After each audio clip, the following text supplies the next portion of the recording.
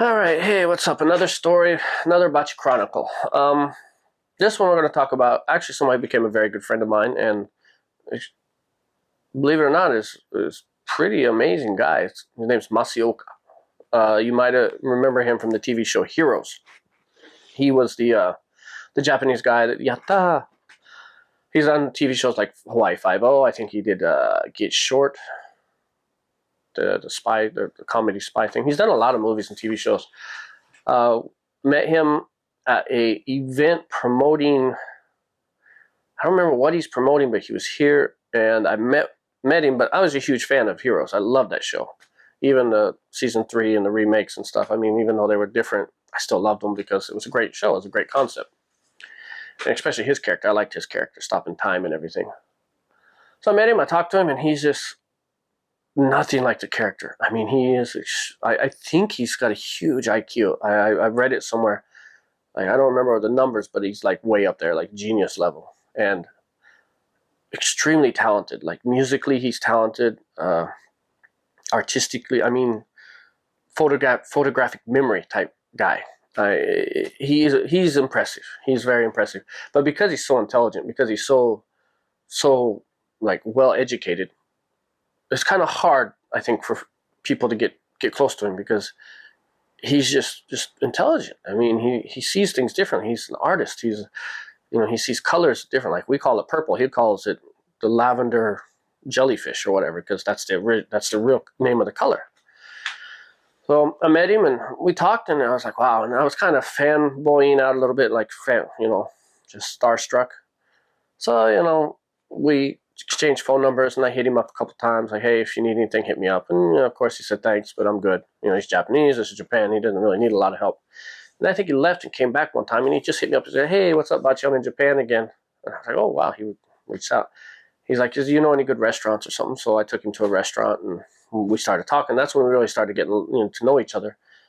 And then over the years, I mean, every time he comes to Japan, we try to meet up. We go have coffee. And one time he took me to a escape room, one of those puzzle escape rooms. I don't know if you've ever done one of those things before. Unless you're super smart, I don't recommend you do it because you will look like an idiot compared to everybody else. I did. I definitely out of my comfort zone. So we get in there, and I've never done it before, and it's him and his friend, and I think my cousin, and we're in there, and you've got just these different puzzles come at you. You got to get the combination on the lock to unlock the briefcase. It gives you the clue. I mean, it's really cool. It's really cool concept. But these puzzles are not easy. And it's not like, taking the circle out of the ball or something. I mean, these are like quizzes where you have to, how many square colors are within the red manta scale or whatever. It just, you really got to know. It's like watching Jeopardy. If you can watch Jeopardy, you'll probably get out of these things. And I'm sitting there, and I feel so useless. I feel like I am absolutely doing nothing for this. And he's solving these puzzles. He's like, okay, well, this got to get this number. Okay, that's this. The what is it called? Like the molecular number for that thing is G327. So put that down on the piece of paper. And I'm just like, where is he getting this stuff? Have you played this before? Have you done this before? He's like, no, it's the first time. So he gave me like this one paper to do, and I had to like fill in these blanks, and then it created a poem or a riddle, a riddle. And I'm just looking at this thing like, what is this? And the riddle is like, I'm blue as the sky, big as a house. You can go enter from my mouth and exit from my top. Just this weird riddle. And I'm just like, what is this? And he looks over and he's like, oh, it's a well. So there's a well on the tile over there, so open that up. You got to be joking me. I open the tile, and there's a piece of paper with another clue in it. And then I don't know how he did it, but he like skipped 3 things. He was like, oh, I think the number should be 7. And so you click it 7, something opens up. Now, how'd you get 7? He was like, well, because we've done the common denominator of this to this, and every time it's been this, and it's been an odd number, and this quarter, this, and see, and he tried to explain it, but after he said common denominator, I just stopped. I just couldn't. I left it. So we did this, and we have an hour to escape from this room. We were, I would say, 30 seconds off. Like another 30 seconds, he opened the briefcase after the timer stopped. So we did lose. Well, I think only one other table got it. I don't want to say it was my fault, but I'm going to say the common denominator was definitely me on that one.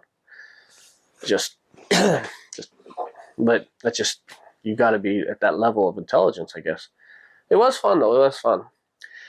So yeah, we meet up all the time. We go out to dinners and hang out. I've been introducing to artists and stuff that I've dealt with before. He is actually an amazing singer. Karaoke, he's extremely good at karaoke. Opera, just beatboxing. He can do everything. It's just you would be so amazed. And well, that's Masioka. He's one of the, he told me a story once because he was in the games. I think he's playing World of Warcraft, which is pretty hardcore nerd game. I played a little bit of it, but you have to be dedicated to this game. And that was before he became, in Heroes. So before he became that guy in Heroes. So I guess he had a guild, which is like a team, created a team of people, and they didn't know who he was. You don't see these people, you just know their name: Tom, Bob, Chris, Don, Vic.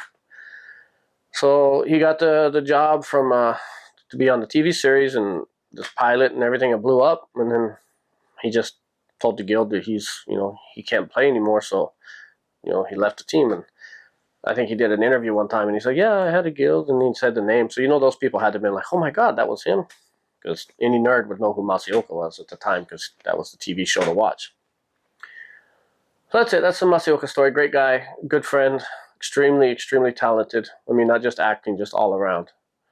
And he's just one of those guys that it don't matter where he is or what he's doing, he's definitely going to be okay type people.